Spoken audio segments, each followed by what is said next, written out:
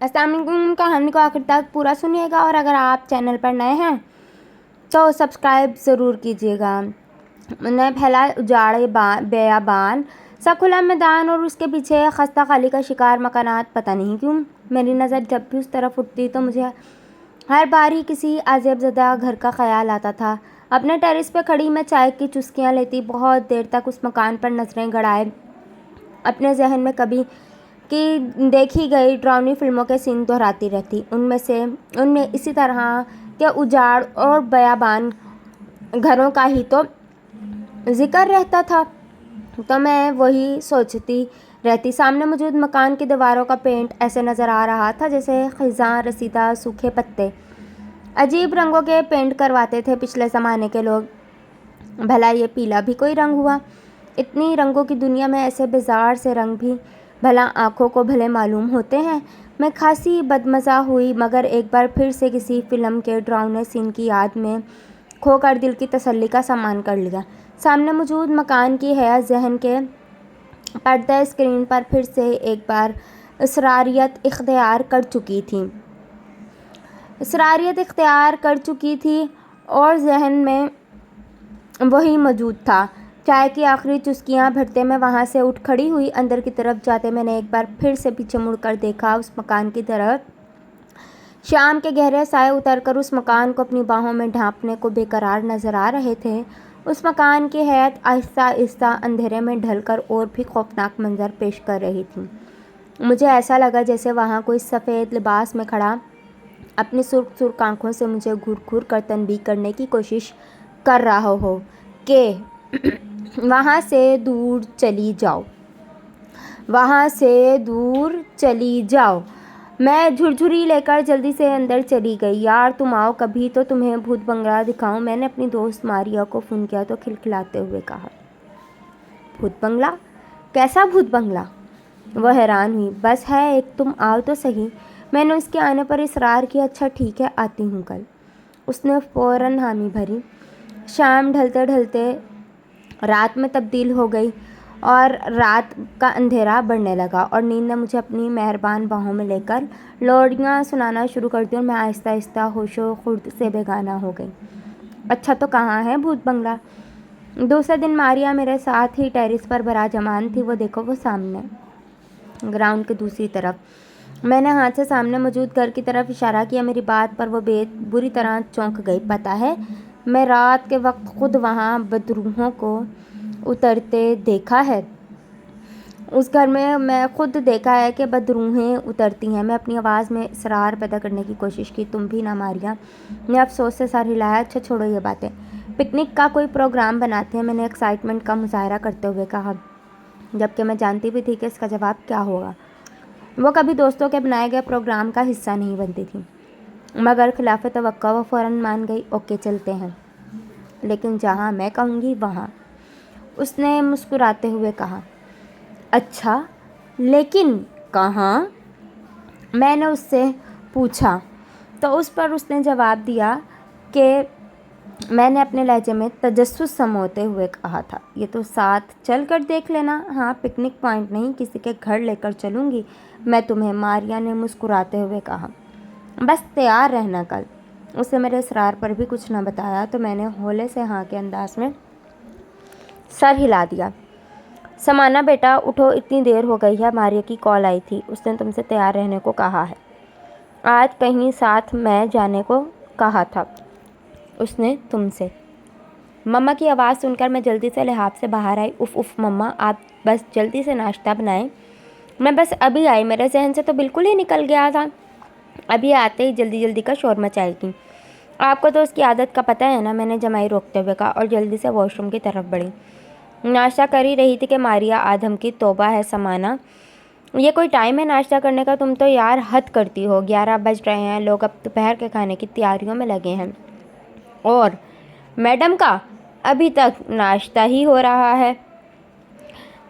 जबकि मैंने कहा भी था कि जल्दी जाना है, उसने नाराज़गी से कहा। अरे यार सवेरा ही तो है, अब भला किसी के घर सुबह सुबह मुँह उठाकर जाना क्या मुनासिब लगता है? नहीं ना, तो आराम से चलेंगे। मैंने नाश्ते की प्लेट खिसकाते हुए चाय के कप की तरफ हाथ बढ़ाया।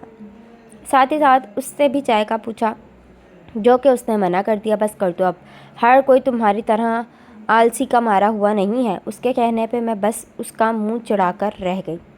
अच्छा चलो, क्या याद करोगी? बस मैं तैयार हूँ, चलो चलते हैं। मैं कप रखते हुए उठ खड़ी हुई। मेरे कहने पर वो भी मुस्कुरा दी। ये सब क्या है? मैंने उसकी गाड़ी की पिछली सीटों की जानिब, बड़े बड़े शॉपिंग बैग्स की जानिब इशारा किया। सुकून। उसके जवाब पे मैंने हैरत से उसे देखा, जिसके होंठों पे बहुत प्यारी सी मुस्कान बिखरी हुई थी। अच्छा, बाकी बातें रास्ते में करना, जल्दी से बैठो। उसने ड्राइविंग सीट पर बैठते हुए मुझे इशारा किया। मैं जल्दी से अंदर बैठ गई। 5 मिनट में ही जिस जगह गाड़ी रुकी, मैं हैरान रह गई। ये वही मकान था जिसको मैं रोज़ बहुत देर तक तकती रहती थी। गाड़ी से निकलकर मैं सीधी खड़ी होकर इधर उधर देखने लगी। ये कहाँ लेकर आई हो तुम मुझे? मैंने अचंभे से पूछा। आओ तो सही। उसने मुझे अपने पीछे आने का इशारा किया और दरवाजे की जानिब बढ़ी। मैंने उसकी आवाज़ को नज़रअंदाज करते हुए उस मकान का एक बार फिर से दौरा किया। हमेशा दूर ही दूर से देखा था, ये पहली बार था जब मैं इस मकान को इतने करीब से देख रही थी। पीला मदकूक सा रंग करीब से देखने पे और भी गहरा लग रहा था, मगर गौर से देखने पे पता चल रहा था कि ये कोई रंग नहीं, बल्कि शायद चूने का कलर वक्त की गर्दिश के साथ गुजरते माहों साल में ये रंगत इख्तियार कर चुका था। दीवारें अलग दरारों से भरी हुई थीं। छत इतनी नीचे है कि कोई भी दराज कामत शख्स आराम से कूद कर अंदर भी जा सकता था। समाना, आओ ना। मारिया ने दरवाजे के करीब पहुंचकर फिर से मुझे आवाज़ दी, तो मैं चौंक कर उसके हमकदम हुई। मैं काफ़ी पुरजोश भी हो रही थी इस मकान को अंदर से देखने के लिए, जिसे इतने अरसे से बस बाहर से ही देख रही थी। आज इस जादू नगरी को अंदर से देखने का मौका मिल रहा था। लकड़ी का साल खुर्दा दरवाज़ा दस्तक देने पे अजीब सी चिड़चिड़ाहट के साथ खिल गया। खुला ही तो था दरवाज़ा। उखो उखो नहीफ वंजार आवाज़ ने उसका इस्तकबाल किया। जी बाबा, मुझे पता है, वरना तकलीफ़ न देती, मारिया ने मुअद्दब से अंदाज में जवाब दिया और उनके पीछे पीछे अंदर की जानिब बढ़ी। मैं भी उसके हमकदम थी और नज़रें घुमा घुमा कर चारों जानिब देख रही थी। अंदर से भी दीवारों का यही हाल था, बस पीलापन मफकूद था। सीलन ज़दा दीवारों के पलस्तर कहीं कहीं से उखड़े हुए नज़र आ रहे थे। मारिया ने लाया हुआ तमाम सामान एक तरफ रख दिया और कमरे में मौजूद चारपाई की तरफ बढ़ी।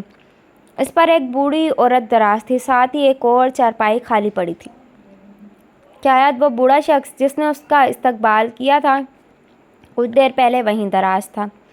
अरे बेटा, ये सब क्या? तुम, हमारे लिए तो तुम्हारा आ जाना ही काफ़ी है, भला इस सब की हमें क्या ज़रूरत? बूढ़े ने सामान की तरफ हाथ से इशारा किया। कुछ नहीं है बाबा, बस ज़रूरत का ही तो सामान है, आप शर्मिंदा तो ना करें, मैं मोहब्बत से लाती हूँ। मारिया ने लाड से कहा तो वह शख्स मज़ीद कुछ कहे बिना मुस्कुरा दिया। मैं उस तलसुम कदर को हैरत ज़दा अंदाज में देख रही थी। कितना कुछ हमारी सोच के बरक्स होता है। अम्मा, आपकी तबीयत कैसी है? अब उसने बिस्तर पर मौजूद बूढ़ी औरत को सहारा देकर बिठाते हुए कहा। तुम आ गई हो ना, तो बहुत अच्छी हो गई हूँ।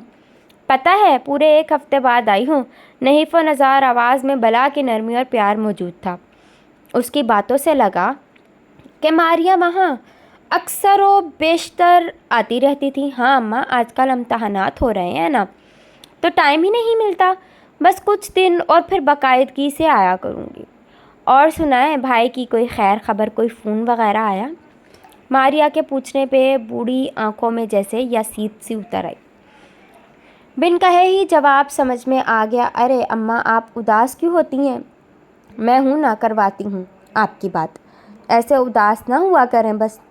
मारिया की बातों पे बूढ़ी आंखों में जैसे ज़िंदगी की किरण झिलमिलाने लगी। उस वक्त इन आंखों में इतनी गर्दिश थी कि मैं दंग रह गई।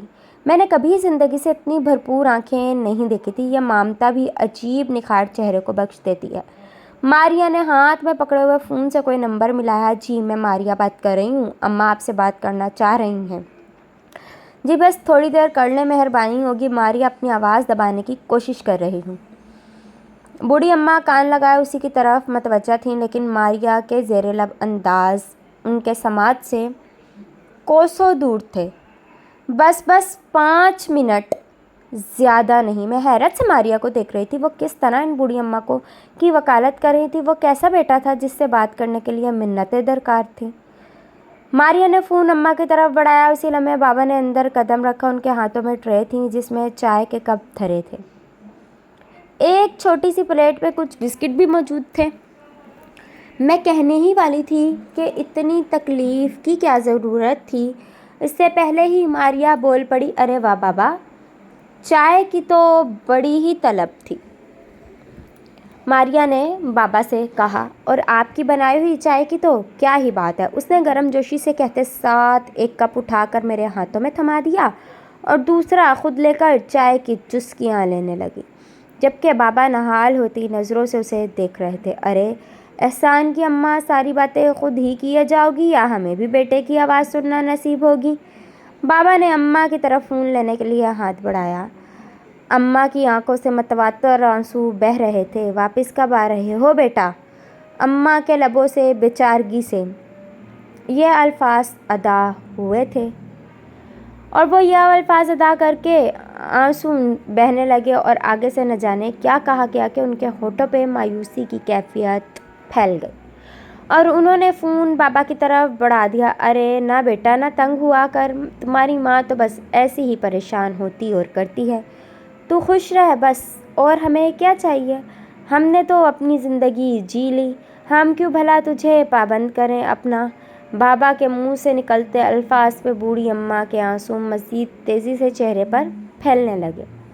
उन्होंने दोबारा फ़ोन हाथ में लेने के लिए हाथ बढ़ाया, लेकिन शायद लाइन कट गई थी। बाबा ने फ़ोन मारिया के हाथों में थमा दिया और ख़ुद कमरे से बाहर निकल गए। अरे क्या हुआ अम्मा? मारिया फ़ोन को एक तरफ रखकर अम्मा को चुप करवाने लगी। वो कभी वापस नहीं आएगा, कभी भी नहीं। वो मारिया के चुप करवाने पर और ज़ारो ज़ार रोने लगी। नहीं अम्मा, ऐसा मत सोचें, वो ज़रूर वापस आएंगे। आपको मेरी बात का यकीन नहीं है? मारिया ने इस तरफ हामिया अंदाज में पूछा। हाँ आएगा, शायद हमारे जनाज़ों को कांधा देने आएगा वो। अब अम्मा ने टूटे फूटे लहजे में जवाब दिया। अम्मा प्लीज़ ऐसी बातें मत करें। आपको पता है ना, मैं उदास हो जाती हूँ, और आप अब चुप करें वरना मैं भी रोने लगूंगी। मारिया ने उदास सा मुँह बनाते हुए कहा। मैं अपनी जगह बिल्कुल साकित और सामित थी। मेरे ध्यान का तलसुम जिस टूट फूट का शिकार था उससे बस मैं ही वाकिफ़ थी। हैरत कदा मज़ीद हैरत जगा रहा था। सारा शौक़ भरभरी मिट्टी की तरह ज़मीन बोस हो रहा था। मैं कुछ कहना चाहती थी मगर आवाज़ हलक में जैसे फंस कर रह गई हो। मारिया अम्मा के साथ मगन सी थी और अब अम्मा के चेहरे पर भी मारिया की बातों की वजह से मुस्कुराहटें जगमगाने लगी थी। अच्छा तुम ज़रा अम्मा से बातें करो, मैं देखूं ये बाबा कहाँ रह गए हैं। मैं इतने दिनों के बाद मिलने आई हूँ और आप लोग मुझे उदास करने में लगे हुए हैं। मारिया कहते कहते कमरे से बाहर निकल गई। उसके जाने के बाद कमरे में मुकम्मल तौर पर खामोशी छा गई। मैं नज़रें झुकाकर बैठी गोद में रखी अपनी हथेलियों को देख रही थी। पढ़ती हो बेटा? अम्मा ने ही उस तलसुम भरी खामोशी को तोड़ा। जी मारिया और मैं एक ही क्लास में है। मुझे बोलने में भी दिक्कत सी महसूस हो रही थी। खामोशी एक बार फिर से कमरे में राज करने लगी। थोड़ी देर बाद मारिया और बाबा एक साथ बोलते हुए कमरे में दाखिल हुए। बस अब से आप लोग मुझे इतना तंग करेंगे तो फिर मैं भी नहीं आऊँगी यहाँ, मारिया ने मुंह बसोरते हुए कहा। तो बाबा हंसने लगे। अरे पगली, कौन तंग करता है भला, और हम बुढ़ा बुढ़ी कहाँ तंग कर सकते हैं किसी को। और एक दिन तो ऐसा होगा कि तुम दूसरे घर चली जाओगी, फिर कहाँ हम याद आएंगे, बाबा ने मुस्कुराते हुए कहा, जबकि उनकी आंखों में एक यासीत सी उतर आई थी। अरे ऐसा समझते हैं आप मुझे? मारिया ने खुफकी से कहते हुए मुंह फुला लिया।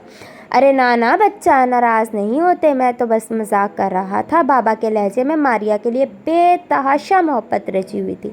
फिर काफ़ी देर तक बातें चलती रहीं। मारिया कभी रूठती तो कभी लाड दिखाती। मैं बहुत हैरत से उसके अंदाज मुलाहिजा कर रही थी, क्योंकि तमाम दोस्तों में वो सबसे ज़्यादा संजीदा शुमार होती थी। मगर उस वक्त जैसे एक छोटी सी नन्ही बच्ची बनी हुई थी।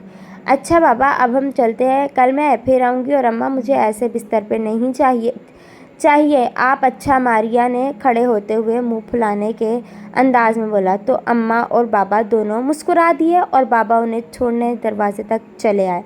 तुम सोच रही होगी कि मैं तुम्हें यहाँ क्यों लाई हूँ? मारिया ने मुझे बगौर देखते हुए पूछा। तो उसकी बात के जवाब में मैंने नफ़ी में सर हिला दिया।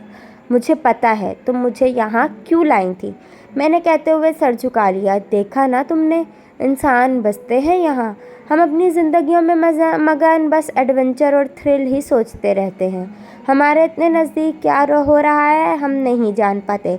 मारिया की बात पर आज से पहले कभी इतना इत्तेफाक नहीं हुआ था जितना कि उस वक्त हो रहा था। मैं बस यहाँ कुछ पल उम्मीद के चिराग में थी। अगर मेरे चंद लम्हों के साथ से मुनव्वर हो सकती है तो मैं उसे मुनव्वर ही रखना चाहूँगी। क्या जाता है भला मेरा बस जो कुछ वक्त और बदले में मेरा दिल जिस सुकून से मालामाल होता है मैं बता नहीं सकती। मारिया ने ठहरे हुए लहजे में मुस्कुराते हुए कहा। उनका बेटा कब का परदेस गया, शायद वो कभी लौट कर ना आए, और मैं इतनी सख्त भी नहीं कि उसे चंद लम्हों की कॉल ही कर सके।